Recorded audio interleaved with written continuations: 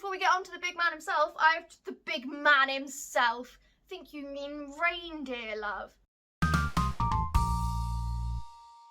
Hi, hello, welcome back to my channel, or if you're new around here, welcome to my channel. My name is Ash and I like to read books. So, I am doing the Reindeer Readathon this year. Why am I doing it when I am such a Grinch that hates Christmas? It is because it starts on my birthday, the 1st of December, and I thought to myself, hey, what's a better excuse to read a whole bunch of books than it's starting on your birthday? So there we go. That is why I'm doing the Reindeer Readathon. All of the details for the creators, which are break-even books, will be in the description below. This video is going to be my TBR of what I would like to read for each prompt, and again, I will put all of the details in the description below. Obviously, with this being the Reindeer Readathon, all of the prompts are named after Santa's reindeer. So we have Dasher, Dancer, Prancer, Vixen, Comet, Cupid, Donner, Blitzen, and Rudolph, and that definitely didn't take me 10 tries to get right. I also have my notes in this Pikachu notebook because I cannot do a video without notes, so bear with me if it looks like I'm reading. I actually am. That looked cooler in my head. I'm going to put this down because it's messing with the white balance. The first prompt is Dasher, which is a book with a one-word title.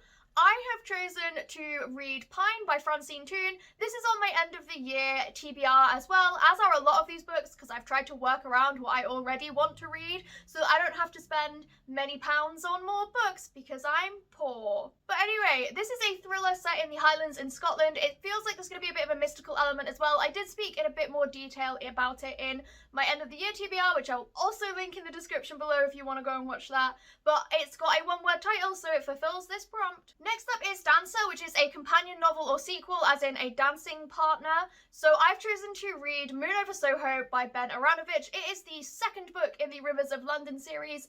I really enjoyed Rivers of London, which is the first book, so I'm very much looking forward to reading the sequel and finding out if it is as good as the first one, and if it is as good as the first one, like, where does the story go? How do you build on it? So that is something that I'm very much looking forward to as well. The next one is Prancer, a book with a map in it, and I've chosen The Curious Incident of the Dog in the Nighttime. Now, you may be thinking, Ash, how does that have a map in it? But the main character, Christopher, is autistic, and he finds it easier to communicate sometimes by drawing, so he draws a map of his street. I also think at some point he draws a map of a movie theatre, like where all of the snacks are, where each screen would be. So it does have a map in it. I have definitely checked.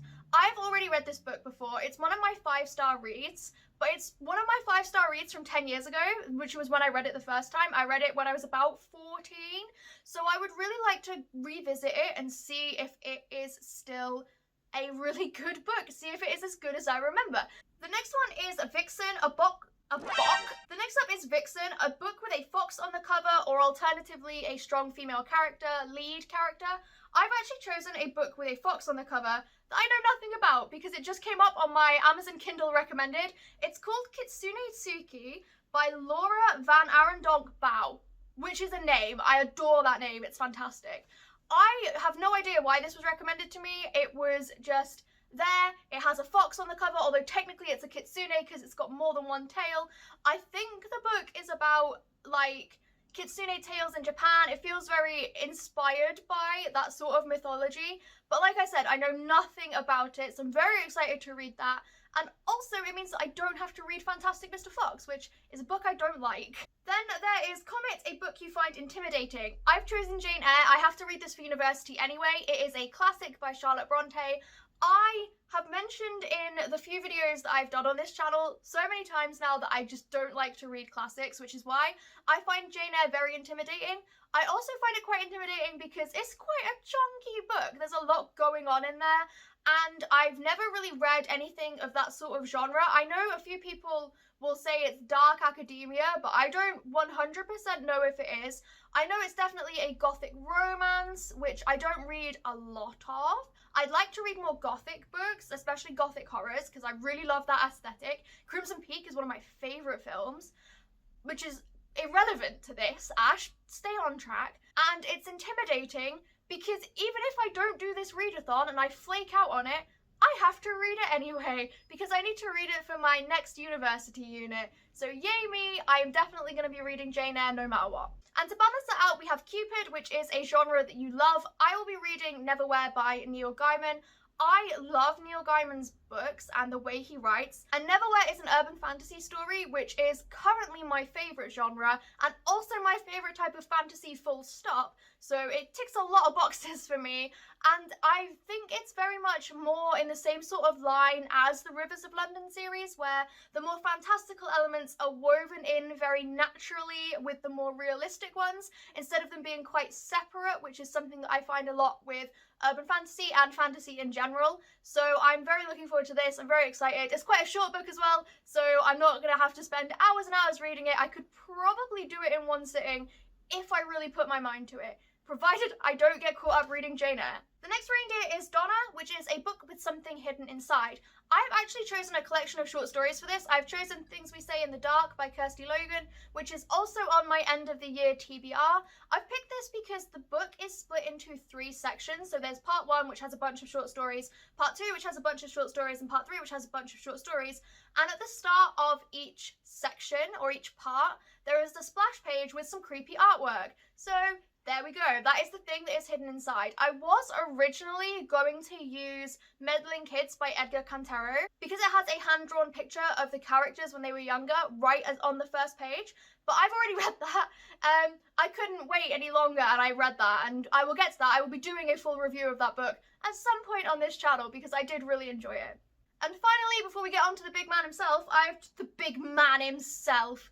Think you mean reindeer, love. And the last prompt before we get on to, like, the big boy prompt, what am I saying? And the penultimate prompt, there we go, is Blitzen, which is a book with some sort of struggle. So I have chosen The Perks of Being a Wallflower by Chbosky. I've actually read this book before as well, a bit like how I've already read The Curious Incident of the Dog in the Nighttime. I read it a really long time ago when I was in high school, and I really related to the characters because, you know, I was in a rough place and the characters are in a rough place.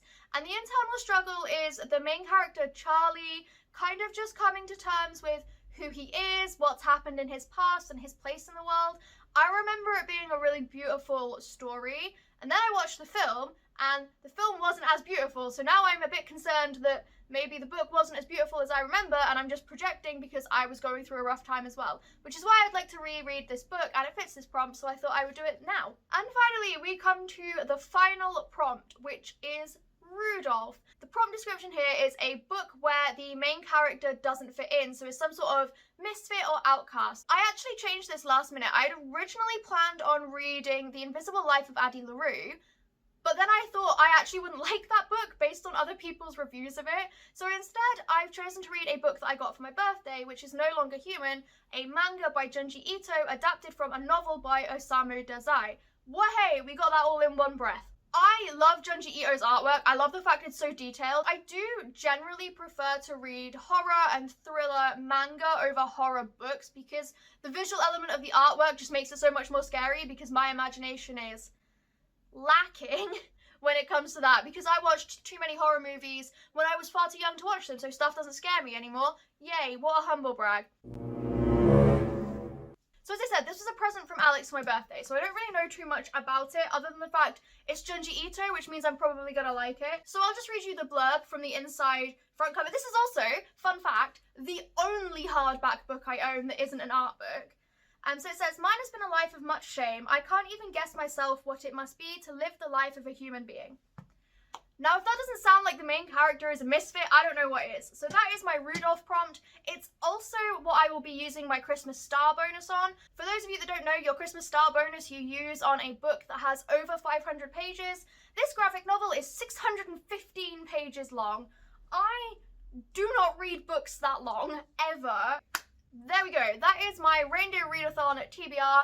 Hopefully this video goes up within a decent time. I had intended for it to go out on Monday the 30th, but I'm lazy. And also Tuesday the 1st, which is the first day of the readathon, is my birthday, and I have work. So this video will be out at some point. I will also be doing reading vlogs for the duration of the readathon, mainly to practice and see if I actually like doing them or not. So they will be there, maybe if I like them. Oh, and for the Reindeer Readathon, I am Team Stocking. There are teams, I am Team Stocking, I think. I need to double check. I will put it up on the screen now what team I am.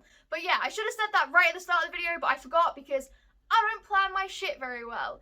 Anyway, this is the end of the video. If you've enjoyed this video, please remember to give it a like. If you haven't already, please make sure you subscribe and ring that bell so you don't miss any more videos. And I will see you next time for some more book talk.